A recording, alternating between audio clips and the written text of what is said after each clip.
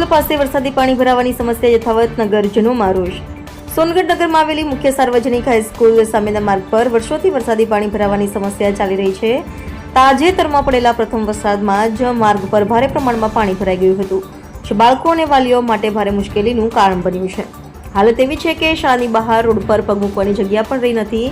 દરરોજ શાળામાં મોટી સંખ્યામાં બાળકો ભણવા માટે આવે છે, ત્યારે તેમના માતા પિતા તેમને લેતા છોડતા હોય છે અને આવા પાણી ભરેલા રસ્તે પસાર થવું મુશ્કેલ બની જાય છે।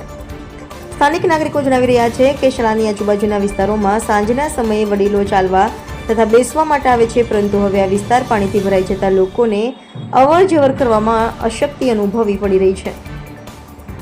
નાગરિકોએ નગરપાલિકા તંત્ર સમક્ષ માંગ ઉઠાવી છે કે તાત્કાલિક અસરથી માર્ગ પરના પાણી નિકાલ માટે યોગ્ય વ્યવસ્થા કરવામાં આવે, જેથી કરીને બાળકો, વાલીઓ અને સ્થાનિક નાગરિકોને સુરક્ષિત અને આરામદાયક પરિસ્થિતિ મળે।